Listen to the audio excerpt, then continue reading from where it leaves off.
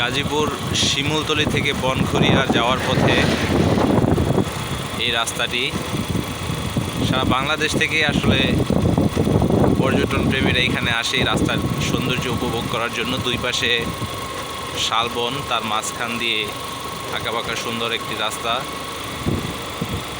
এই রাস্তার সৌন্দর্য যদি সামনাসামনি এসে না দেখা যায় তাহলে বোঝা যাবে না। মোবাইলে আসলে এই সৌন্দর্যটা প্রকাশ পায় না।